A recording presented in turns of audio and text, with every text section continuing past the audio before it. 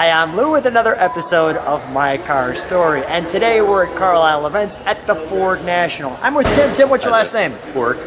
Orick. And Tim, this isn't just a regular Boss Mustang. What did you bring today? It's actually for 1970. It's an introductory show unit, and it was actually assembled for the dealers to visit the Cobo Hall where the cars were housed. They make their orders that day when they look at the car, so that'd be their first viewing of the new model. One of 12 Yes. of the original cars, and they were all this color, which is Bright yellow. Let's take a look. So Tim, you and I have been talking about this car for a while, and here it is.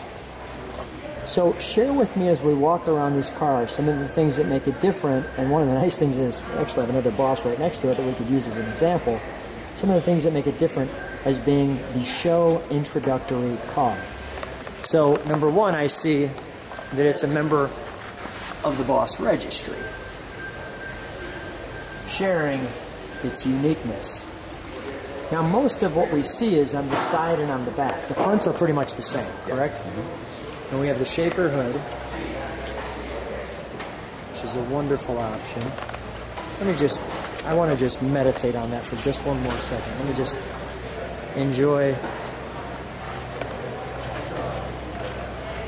That looks great in your rear view mirror.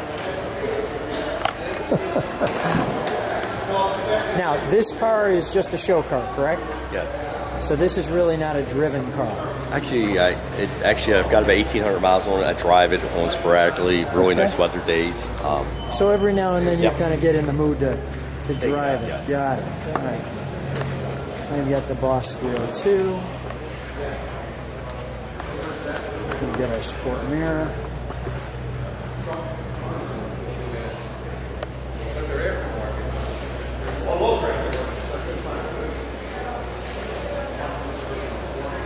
Now what is this right here? That's actually the sales invoice that Marty supplied for the car. As you can tell, for being a show unit, there was no pricing at that point. Right. So that was the extra. Let's get that one more time, because I had some people walking through. I want to get that moment of getting that shot.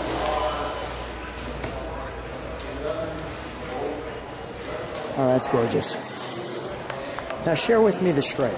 Yeah, on the introductory units, of course, pre-production, they actually ran the stripes through the rear marker lights on the car. Versus the standard production would be below. That would be so for below. the basis there. But actually, for those, it goes through the rear marker. Okay, so as we're in the back of the car, let me show an overall back picture of the car. Being an international show car, is that correct? International show car? Introductory. Introductory show car, one of the first ones. One of the things that you could see right off the bat that makes it different is the chrome here and the chrome here you were sharing. Now, we just happen to be fortunate enough to have a Boss back here, same year, and that's what they would normally look like. So you wouldn't have chrome or chrome strips. So when you saw this, did you start to realize something was different right from here? Yes, actually, when I saw it, all the holes were against the factory floor, and then I had a taillight panel put in it. So I started researching a lot of the literature, and I started finding old publications from 1970 that showed the introductory cars were with the bright rear window molding, the mop-on taillights, and the mop-on square. If you can open this, I'm gonna look at the treats in here, and we've got some magazines that will show you. Maybe you can get those pages open there. Okay. I'll look at these in the trunk. First of all, let me show you the trunk. So from the trunk,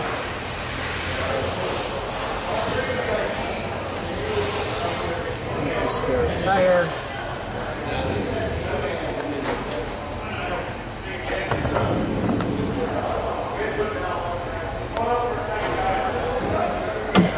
And we've got the Marty report talking about this car.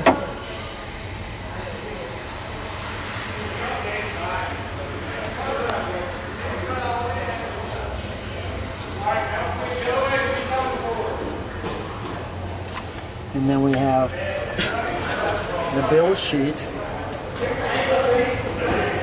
this is interesting in and of itself. Now this piece here shows the 12 cars, and your car is 048. Yes, sir.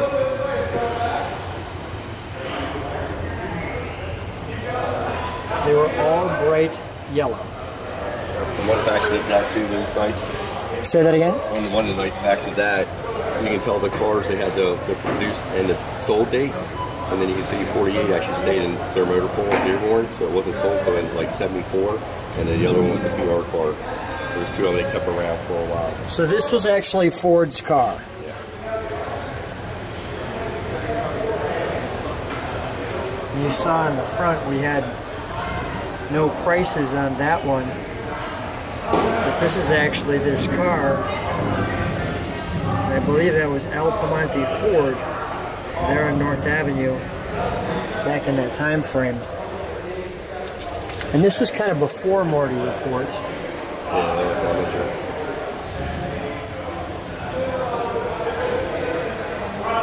Talking about how unique this vehicle is.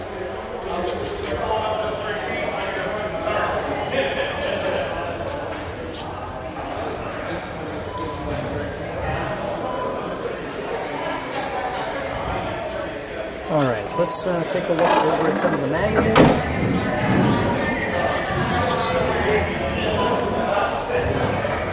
So notice the chrome here showing that car. There's an article saying, well, it wasn't a 351. There you're seeing that car again.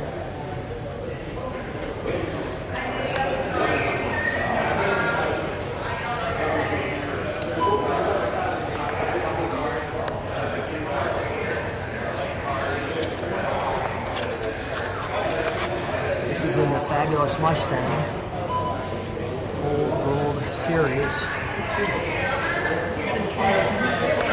Then you have this car again with the chrome and the stripe through there. A Boss to Light.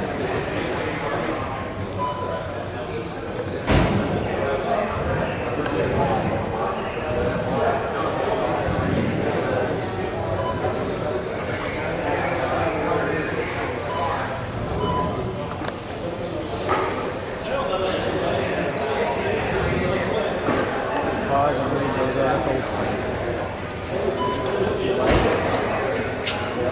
That's a January 1970 Hot Rod. And then share with this one. What are we showing here? That was in 1970 at Cobra Hall. That's actually the same car back in the illustration of the color shots from the archive from Peterson. Cobra Hall from the Peterson photographs. The muscle cars. And these are some of the unique pieces to this car. Tell me what the W code means. Just the cars are put a 430 rear. Okay. Which they didn't have those. Yeah, there was very few bosses that were produced with the W430 axle. Let's take a look at the interior. Before we do that, let me show these. How do you recreate these, Tim? DHS, they actually offer them for the Dearborn assembly plant. And they did a variety of the stamps. They found a lot of original cars and just reproduced them for guys that want to play the assembly line look. Okay. And let me have you open that, if you will, please. And there's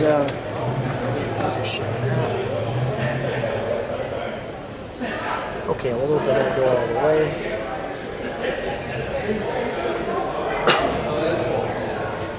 Now there's some unique things to this car right off the bat. This wasn't the way it was, nor was it the chrome.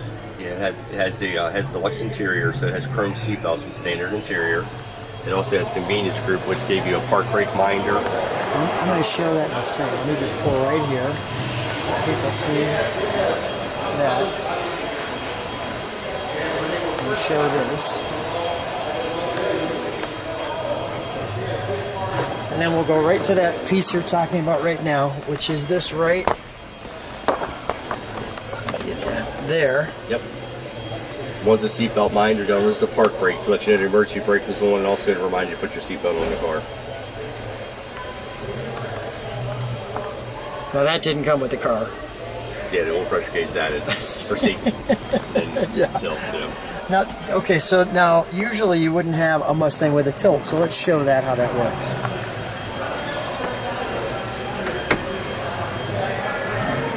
I'm just trying to think. Did the Cougars have that back in that time frame, the tilt, or no? Yes, the Cougar should have it. Yes, I'd say they're probably more predominant in Cougar, but in a Bolster or two Mustang is a little odd. 23555.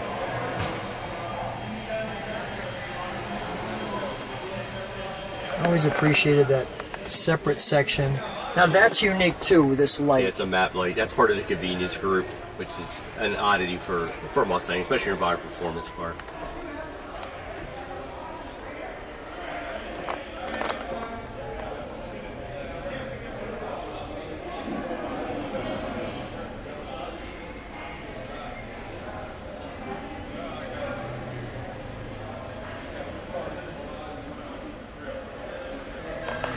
Wonderful. Here's 4-speed.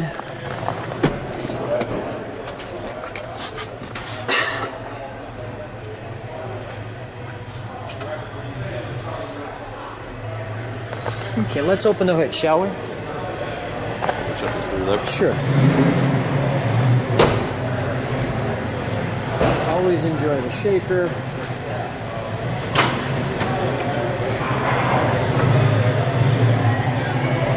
Wow. Now, the chrome valve covers. Yeah, there was 69s were standard British chrome, but it was a different style. 70s are a different valve cover. They were on early Dearborn and Machuchin cars. So the cast aluminum were the replacements in build production, but they're kind of rare to find with the chrome. These originally would have been chrome style with 70 valve cover. All the correct magic.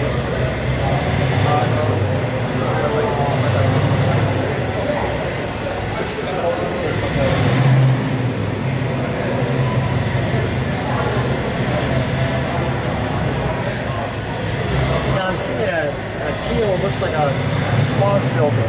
Yeah, for factory system, yeah. 69 and early 70s were teal, and then after that, Ford it was just bare aluminum, like with the 10 anodization. All the correct hoses.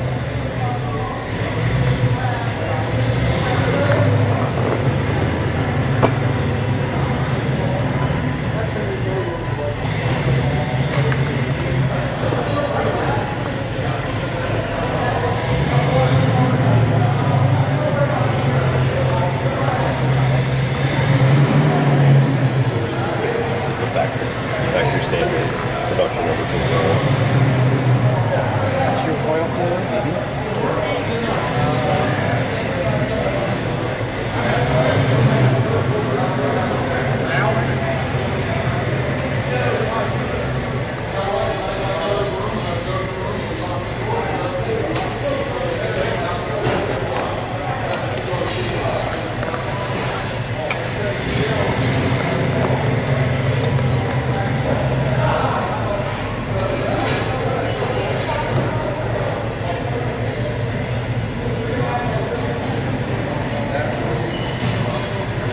Let's get one more piece here. I think we'll give it a fire. We'll let it idle. We'll hit the brakes for a moment, and we'll rev. Is there anything under here I've missed? Because there's so many details. I think you caught it. I think I got it. Yeah. Let's fire it.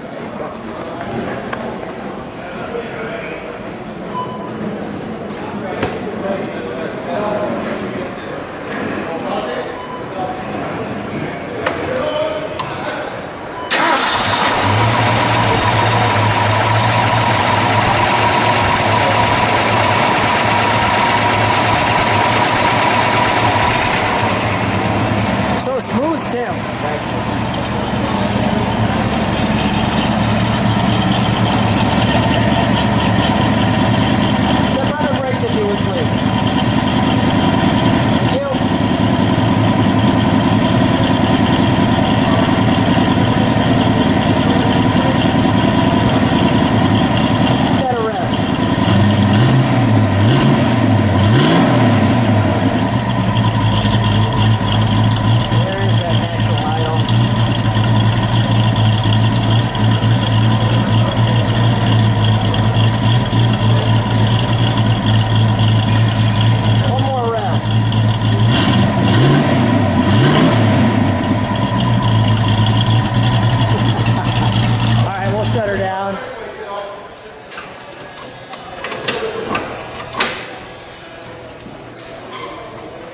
like what you see, subscribe to the channel, hit the bell, and you can see all the videos.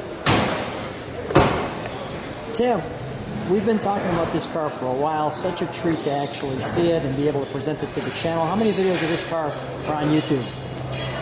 There's a few, but nothing this documented that you've done on it, though. Thank you. All right. Well, I'm looking forward to see the reaction of people. Thanks so much for sharing it with me.